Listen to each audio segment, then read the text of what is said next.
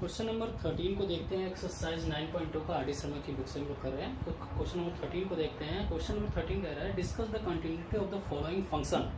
First है F X equal to sine X plus cos X, second है F X equal to sine x minus cos X, and third है F X equal to sine X into cos X. ये NCERT के भी book में ये question है। तो इसको चलिए देखते हैं। इसको करने से पहले कुछ चीज़ों को समझते हैं कि ये तीनों क्वेश्चन एक में ही हो जाएगा। हमें पहले से पता है कि जितने भी ट्रिग्नोमेट्रिक फंक्शन हैं वो सारे कंटिन्यूअस है, ठीक है।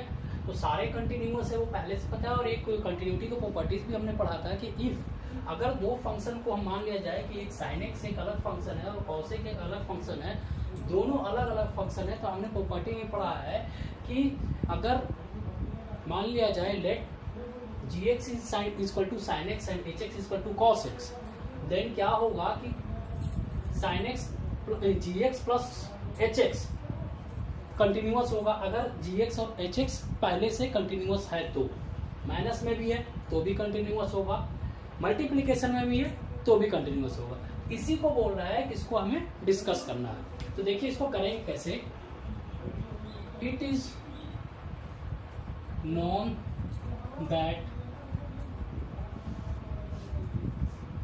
जी x and hx are continuous function.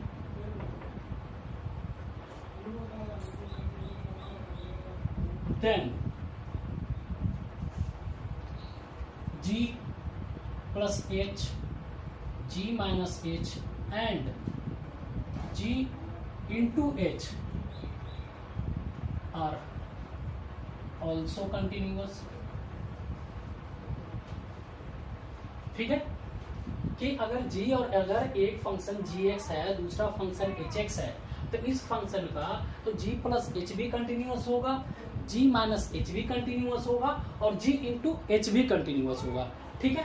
अब इसी को देखिए करेंगे कैसे कि हमने पहले मान लिया let gx equal to sine x, तो it is evident that g x equal to sine x is defined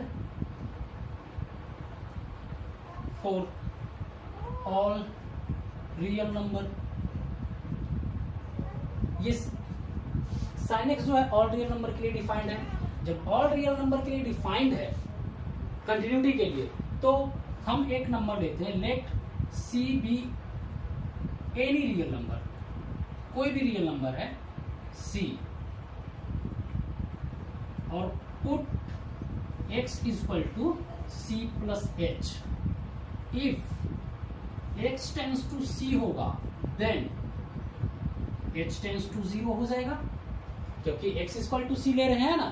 तो x इक्वल टू सी ले रहे हैं तो क्या करते हैं, h क्या होता है, एक स्मॉल क्वांटिटी है, या तो उसको प्लस कर रहे हैं या माइनस कर रहे हैं, तो हम यहाँ पे सिंपली उसमें ऐड कर रहे हैं। ठीक है। तो अब देखिए कि अपना फंक्शन क्या हो जाएगा, जी एक्स इक्वल टू जी सी अगर x रखते हैं तो, और जी एक्स अपना क्या है साइन एक्स है। अगर लिमिट लिया limit x tends to c g x equal to इधर क्या होगा limit x tends to c sine x, यही होगा। लिमिट h टेंस टू 0 तो sine c plus h, x के जगह पे x c प्लस एच रख देंगे हम। अब देखिए limit h tends to 0 sine c plus h, sine a plus b वाला फॉर्मूला पता है कि sine c cos h plus cos c sine h।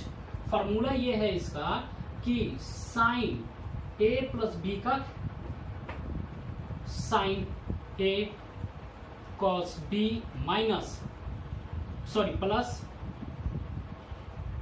cos A sin B। इस फॉर्मूले पे हमने रख दिया। अब लिमिट को अलग अलग हटा देते हैं। Limit h tends to 0 sine c cos h plus limit h tends to 0 cos c sine h। ठीक है, अब इधर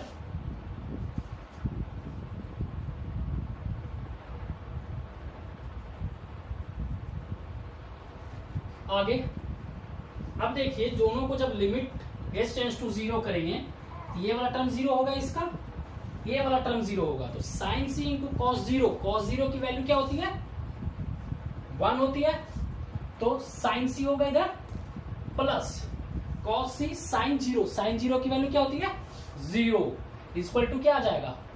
साइन c आ जाएगा। इसलिए क्या होगा कि limit gx equal to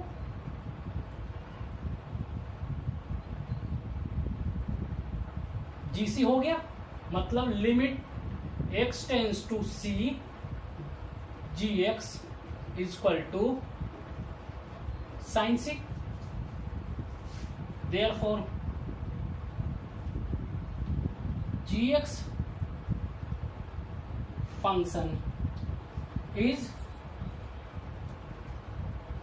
continuous. ठीक है, अब देखिए लेट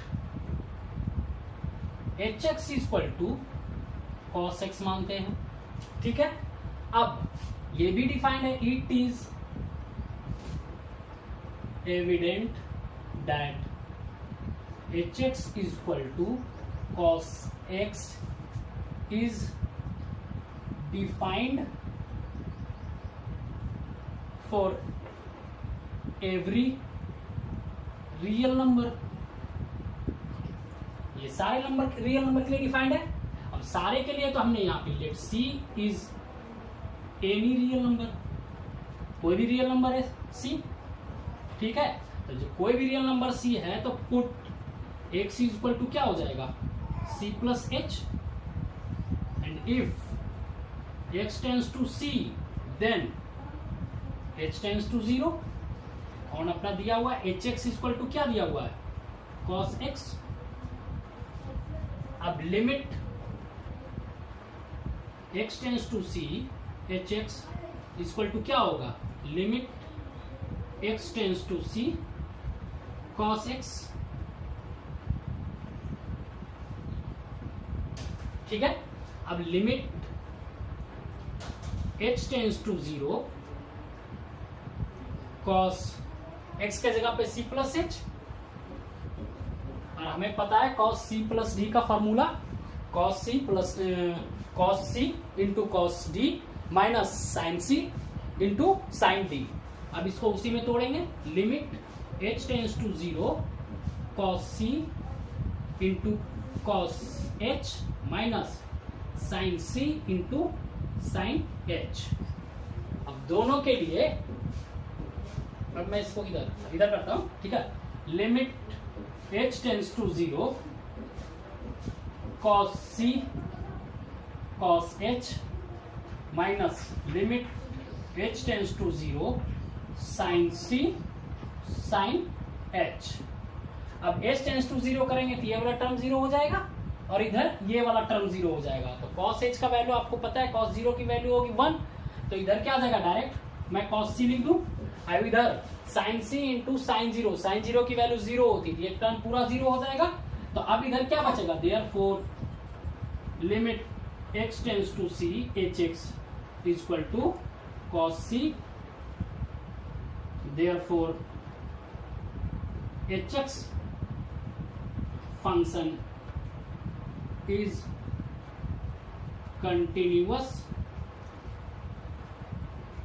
ठीक है, अब देखिए हमने gx फंक्शन को कंटिन्यूअस प्रूव कर दिया, hx फंक्शन को कंटिन्यूअस प्रूव कर दिया। और हम पहले ही बता चुके हैं कि अगर gx और hx आर कंटिन्यूअस फंक्शन है देन g प्लस h भी कंटिन्यूअस होगा, g माइनस h भी कंटिन्यूअस होगा और g इंटू h भी कंटिन्यूअस होगा। तो therefore the given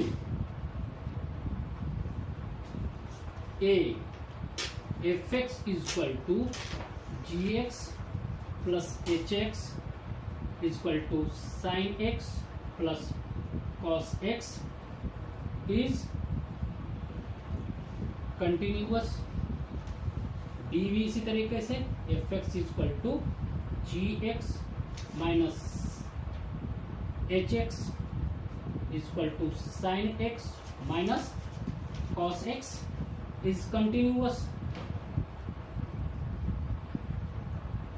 and third वाला f x is equal to g x into h x is equal to sine x into cos x is also continuous।